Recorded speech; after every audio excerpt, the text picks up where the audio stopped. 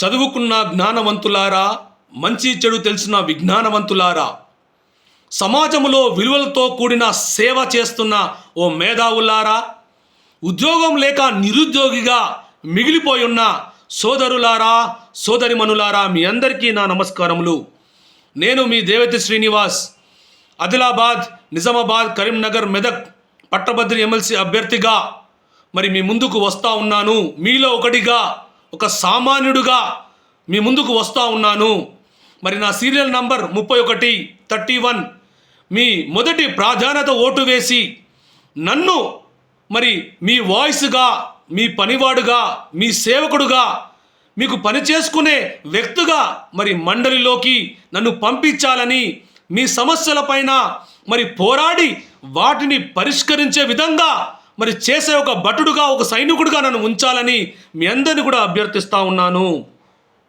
మీ అందరికీ తెలుసు, ఈ ఎన్నికలు సామాన్యుడికి మరియు కోట్ల రూపాయలు కలిగిన వ్యక్తులకు మధ్య జరుగుతున్న మరి ఈ యుద్ధం, common man versus crores of rupees. అంతేకాదు, common man versus corrupted corporate system. ఒక సామాన్యుడికి మరి విద్యను అమ్ముకుంటున్న ఒక వ్యాపారవేత్తకు మధ్య జరుగుతున్న యుద్ధం. ఈ యుద్ధములో మీరే సైనికులై, మీ ఓటే ఆయుధమై ఈ విద్యను అమ్ముకుంటున్న వ్యాపారవేత్తలకు, ఈ కోటీశ్వరులకు మరి బుద్ధి చెప్పాలని మీ అందరిని కూడా నేను అభ్యర్థిస్తూ ఉన్నాను. మీ అందరికీ తెలుసు, మొన్న ఒక పేపర్లో మరి ఈ విధంగా ప్రకటించినారు. ఎమ్మెల్సీ బరిలో కోటీశ్వరులు. బీజేపీ ఎమ్మెల్సీ అభ్యర్థి మరి చిన్నమేళ్ళ అంజిరెడ్డి గారు 120 కోట్లు, ఆయన భార్య 54 కోట్లు, మొత్తంగా ఆయన కలిగి ఉన్న ఆస్తులు 175 కోట్లు.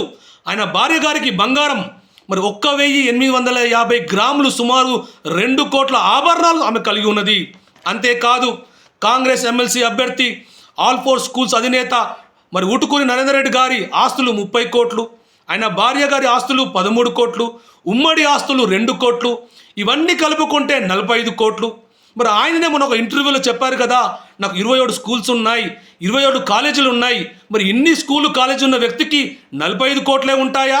ప్రజలారా, దయచేసి మీరు ఒకసారి ఆలోచించండి.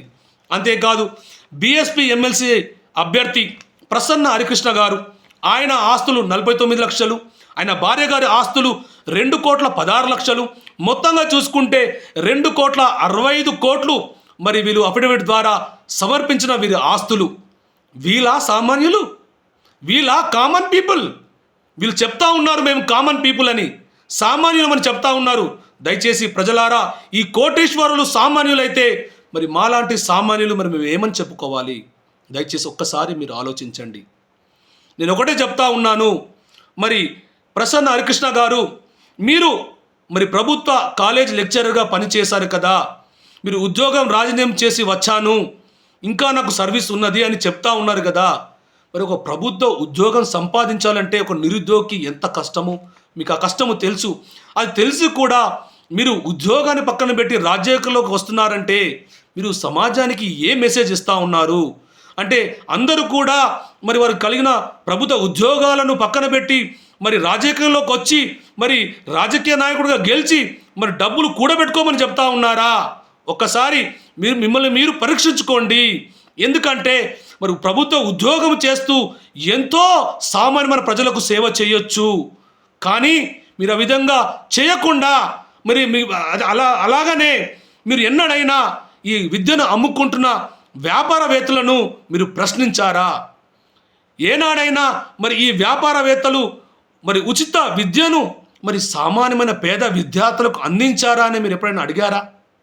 ఒక్కసారి ప్రజలారు మీరు ఆలోచించండి. ఎందుకంటే 86 ద్వారా రాజ్యాంగ సవరణ ప్రకారము, ఆర్టికల్ 21A ప్రకారము భారతదేశంలో భారతీయ పౌరులు, విద్యార్థులు మరి ఉచిత నిర్బంధ విద్యను మరి కలిగి ఉండాలి. 1వ తరగతి నుంచి 9వ తరగతి వరకు వారికి ఉచిత విద్య మరి అందించే హక్కు రాజ్యాంగం కల్పించింది. కాబట్టి ప్రతి ఒక్క కార్పొరేట్ స్కూల్స్, ప్రైవేట్ స్కూల్స్ వీటిని పాటిస్తున్నాయా? ఈ సూటిగా ఈ విద్యను అమ్ముకుంటున్న వ్యాపారవేత్తలకు నేను అడుగుతున్న నా సూటి ప్రశ్న. అంతేకాదు, విద్యా హక్కు చట్టం కింద 2009 ఎడ్యుకేషనల్ యాక్ట్ కింద మరి ఈ ప్రైవేట్ స్కూల్స్, ఈ కార్పొరేట్ స్కూల్స్ మరి పేద విద్యార్థులకు 25% ఉచితంగా విద్యను మీరు ఇస్తున్నారా? ఒక్కసారి ప్రజలారా మీరు ఆలోచించుకోండి. దయచేసి ఈ విషయమై సుప్రీంకోర్టు కూడా మొన్ననే మరి 3 రాష్ట్రాలకు మరి ఒక నివేదిక పంపించింది. జమ్మూ కాశ్మీర్, పంజాబ్, తెలంగాణ రాష్ట్రాలకు మరి మీరు ఒక నివేదిక మాకు ఇవ్వాలి. మీ రాష్ట్రంలో మరి ఈ ప్రైవేట్ స్కూల్స్, ఈ కార్పొరేట్ స్కూల్స్ ఎంతమంది విద్యార్థులకు ఉచితమైన విద్యను మీరు అందిస్తున్నారో మీరు ఒక నివేదికను ఇవ్వాలని కూడా కోరారు. కాబట్టి ప్రజలారా, నేను ఒకటే మీకు తెలియపరుస్తున్నాను.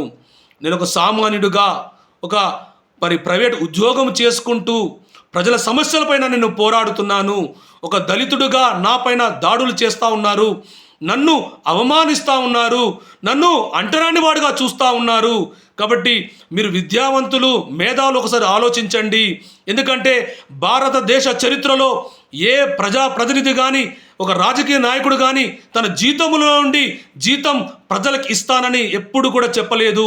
మొట్టమొదటిసారిగా నేను ఎమ్మెల్సీగా గెలిచినట్లయితే నా జీతంలో నుండి సగం జీతము మరి పట్టభద్రుల నిరుద్యోగుల సంక్షేమం కొరకును నేను ఇస్తానని హామీ ఇచ్చాను.